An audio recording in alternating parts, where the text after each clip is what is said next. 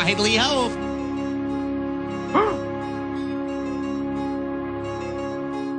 We've learned how to expand the functionality of our worksheets by adding formulas.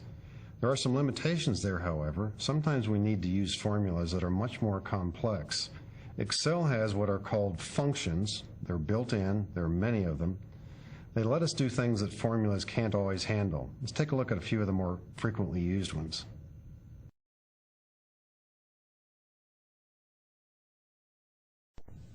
Our worksheet would be more useful if we could see totals for the first 6 months here, and we're talking about what might appear in column H. Once again, we might want to use the zoom box in the upper right-hand corner and either type in a value. Remember how we said you could click here and type in a value, or simply use the down arrow and pick another number like 100.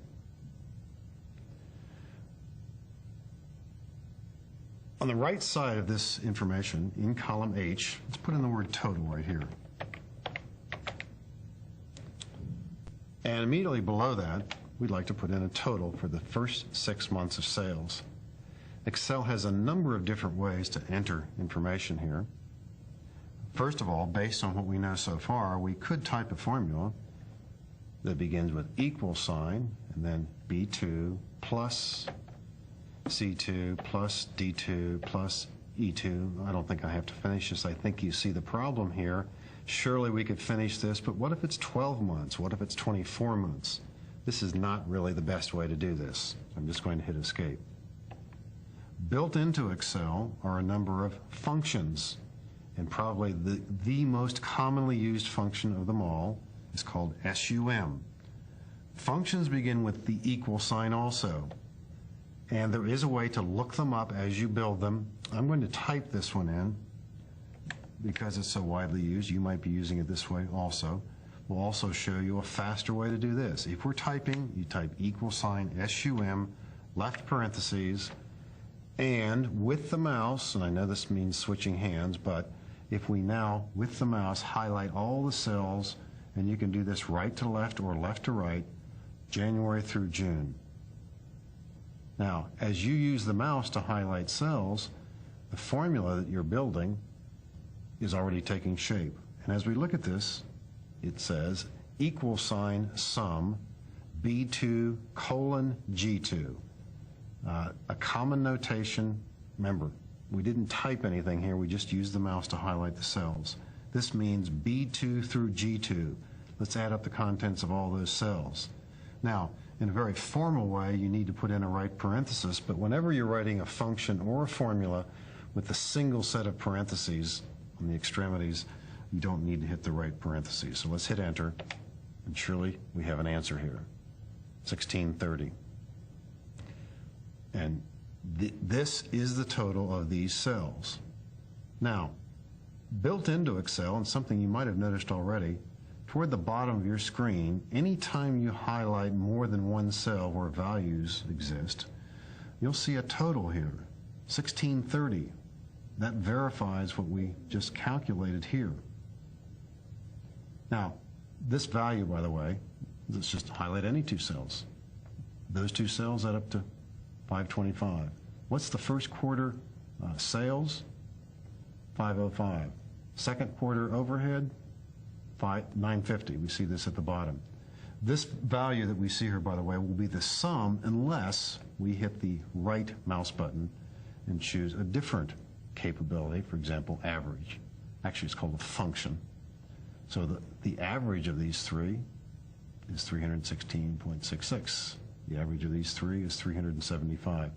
A handy feature here, sort of a verifier if nothing else, the default setting, and I'll set it back to that, would be to have the sum. It's just a handy check that we'll use from time to time.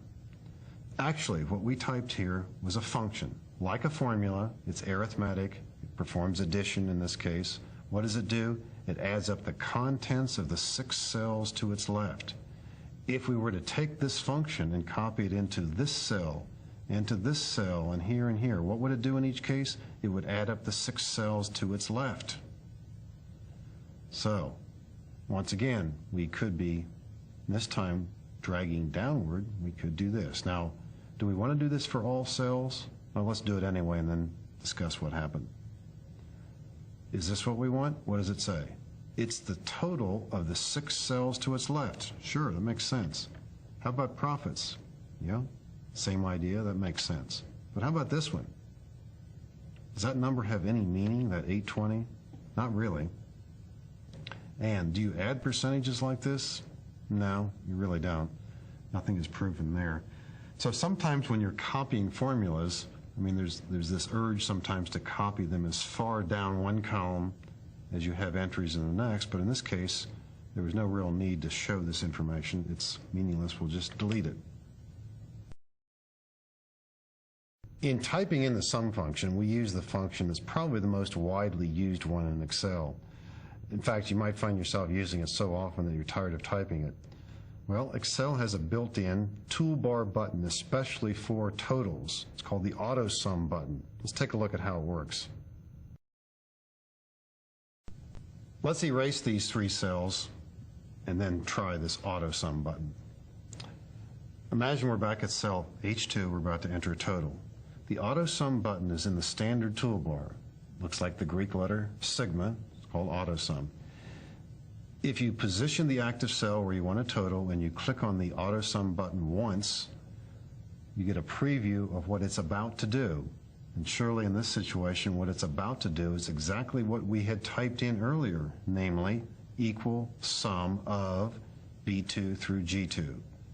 And if we either hit enter or click the green check mark or click this button again, we do get the answer. So initially you might be a little skeptical, and so when you go here like I did, we hit this once and to see what it's saying.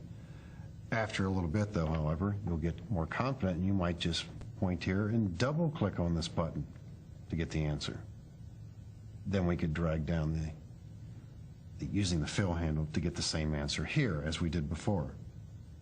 But it gets better.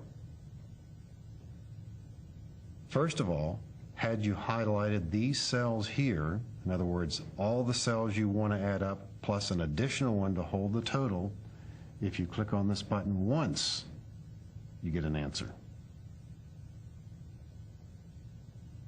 Once again, I'm going to delete this. If you were to highlight all of these cells like this, because of the nature of the layout and where the empty cells are, you can point to the Auto Sum button and click once and get 3 answers at once. And another technique, not necessarily better, but another one. If you highlight these 3 cells and point to the Auto Sum button and click, you will get 3 answers just by clicking once. Now, the way Auto Sum works, and let's take a case, an isolated case. Suppose you had 4 cells here, and they had data in them, and also you had some cells here. If the mouse button is at this location, if you point to Auto Sum and you're ready to click on it, Auto Sum always looks upward. It looks up the column for consecutive numerical entries. So in this case, if I click on the Auto Sum button once, it's about to add up those 4 cells. Notice how it doesn't go above that. It sees an empty cell, it stops. If any of these cells had a letter in it, it would not have included that or anything that followed it.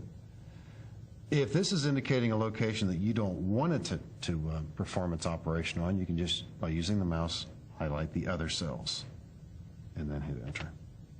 So again, Excel looks upward as you use this feature, and if it's not what you want, you will have to change it. But when it doesn't find anything upward, it looks leftward. You'll find Auto Sum is indispensable. You use it all the time. It's easy to use. We can use it in a number of different ways.